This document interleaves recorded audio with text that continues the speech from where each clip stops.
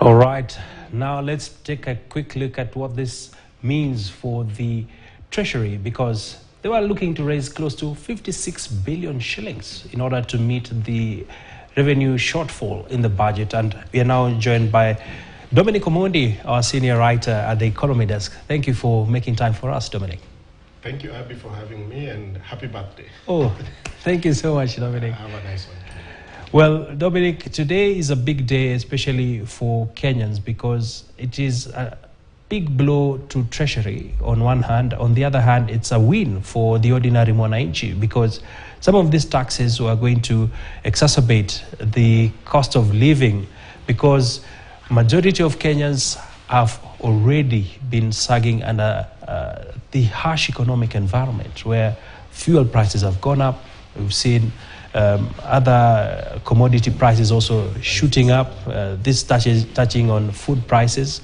And this has a big impact really at the household level. And many homes have remained exposed because looking at the current income levels, we've seen a number of them also losing jobs, and this has had a big impact.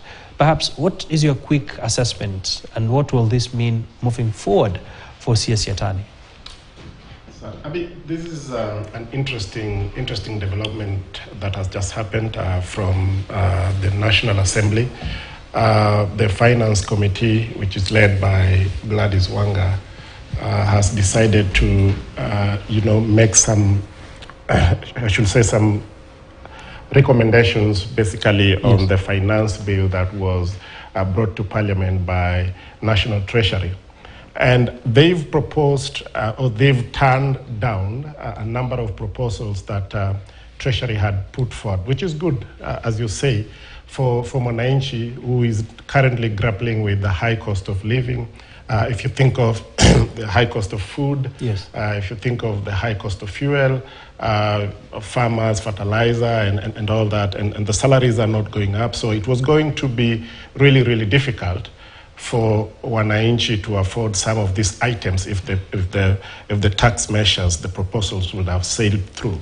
But having said that, it also leaves Treasury in a very uncomfortable position, because then they still need that money, because otherwise then you will have a situation where they'll have to borrow more to plug the deficit of, if they are not able to, they were intending to raise around 51 billion from these new tax measures. Yes.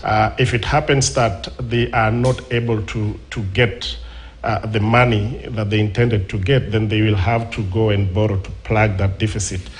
However, of course, they can always do very well with tax administration, make sure that there are no tax leakages and all that, so that everyone that is supposed to pay tax pays their fair share of their taxes.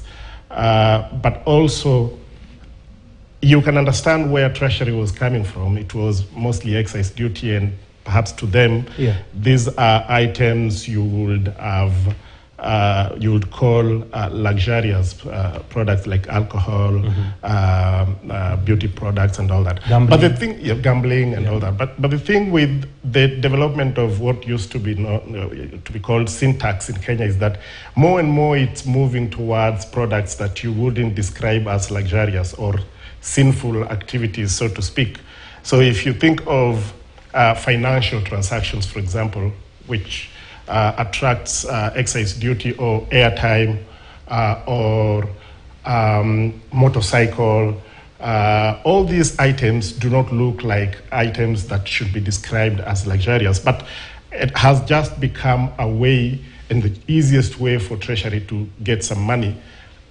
And realize that it's not going to be President Uhuru Kenyatta's administration that is going to deal with this problem. That is a problem that the next administration is going to deal with. Sure. Immediately they come in. Interesting. So, Dominic, what cards is the CS left with on the table? Because there's now this new dilemma that has befallen him and Treasury mandarins. What next? Because many are arguing that this could also open up another cycle of more debt. Yeah. That is one. I haven't read, unfortunately, because I wasn't around and didn't get an opportunity to go through the entire document that was produced by the committee. But you would expect them to then, if you've rejected this, then probably what do you propose should be taxed so that you still remain with that 50. You remember last year they shut down a number of introduction of VAT on maize flour and some other items, but then when they shut down those ones, they then increased excise duty on airtime, internet, and all that. So they might have to do that. Otherwise, you will be left with a deficit that then means that Treasury then has to increase the debt component to fill up that gap. Interesting time. But that is a business that the next government is going to start with. Correct. Yeah. All right. Dominic, I'd like you to hold your thoughts because we want to take a focus now on another emerging issue in the country. And Kenyans are looking at higher flour prices. Even after the government announced that it will be gazetting the importation of close to 540,000 tons of maize to bridge the local shortage and mitigate the high flour prices. Millers and traders have decried the high landing costs and the impossible timelines. Well, our reporter, that is Noakip Kimboi, has more on this story and we'll be taking a look into this. But Dominic, let's take a look at that report right now.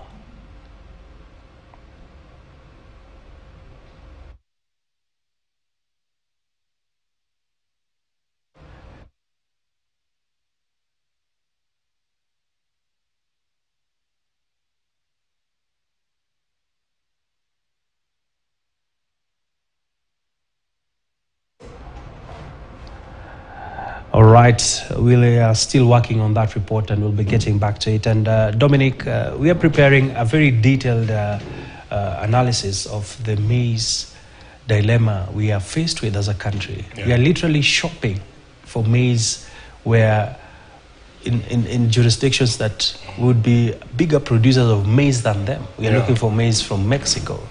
We are looking for maize from Zambia, Zimbabwe. As the government tries to import cheaper maize to help cushion the consumers from high maize prices. Yeah. Isn't this ironical? Well, it's not necessarily ironical, and someone said that it's now become a cycle, you know, that after every 5 years, just when we are having an election, we also have another problem to deal with of drought. And the drought always comes with us having a shortage in very critical cereals like maize, and then we are forced to import the cereals like we are going to do now. The Treasury has just gazetted a notice that basically allows for duty-free importation of maize from outside of the East African community. They've gone through the East African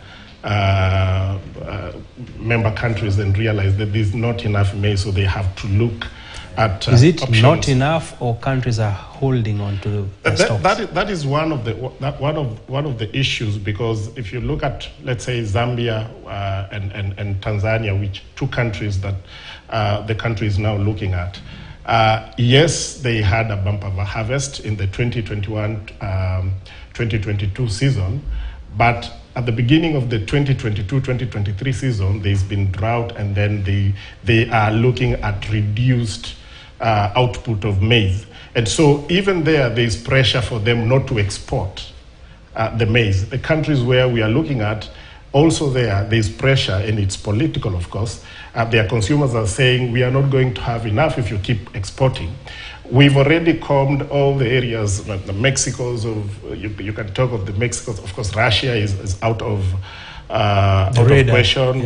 Ukraine, they have a lot of maize that they can't export for the reasons that you know very well. Russia has done a blockade in Odessa, which is the port that they normally use to export most of the products. Shipments, yes. So we are left with Zambia, or probably Zimbabwe, and Tanzania, as the countries where we can get maize, and there also they are saying no, we need to hold back because things are not looking very good. We are going to have problems of our own, so we need to keep enough for ourselves before we can export. So it's really going to be tough. Perhaps people might reconsider eating ugali. Are you suggesting that we are staring at a time where we'll be having expensive ugali on our household table? Oh, it's already expensive. A 2-kilogram packet of maize flour is currently retailing at around 155, 165. Compared to, the regions of 130 last year. A bag of maize is going at around 4,200.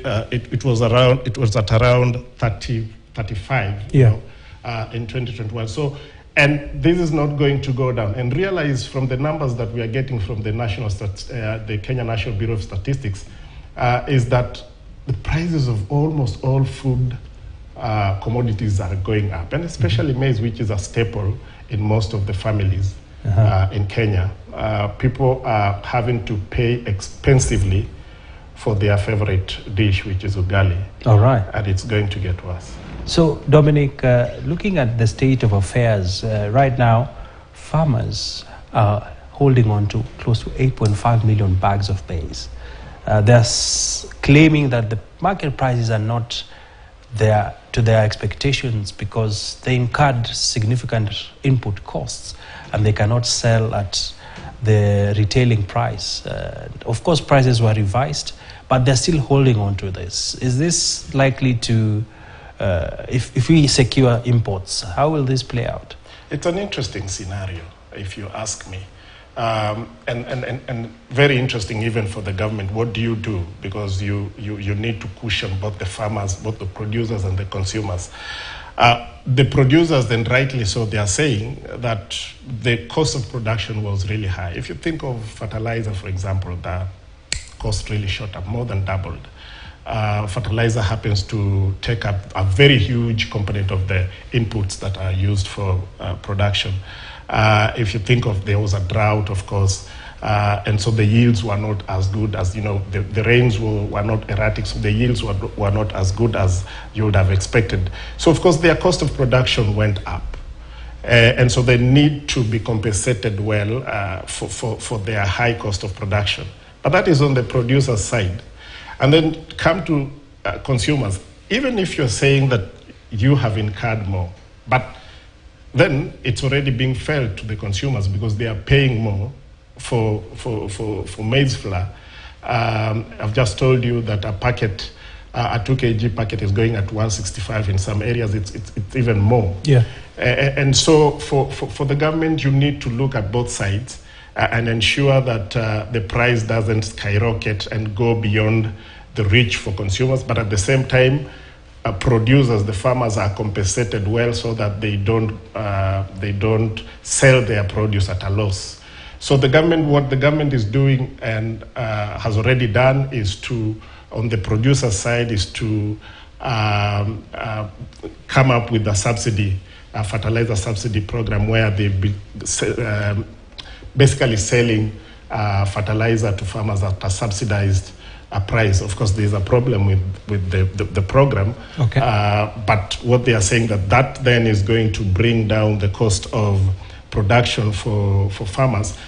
On the consumer side, it is now the conversation that we are having of basically allowing for importation of white maize, 100% non-GMO, into the country.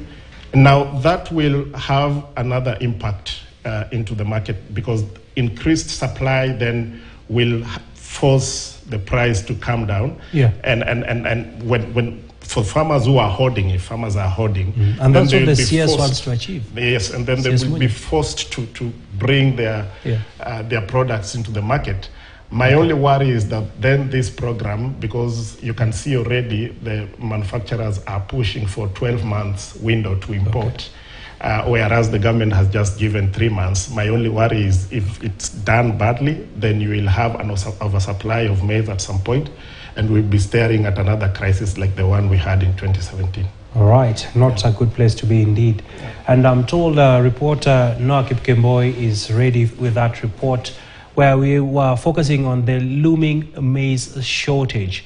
Let's take a look at that.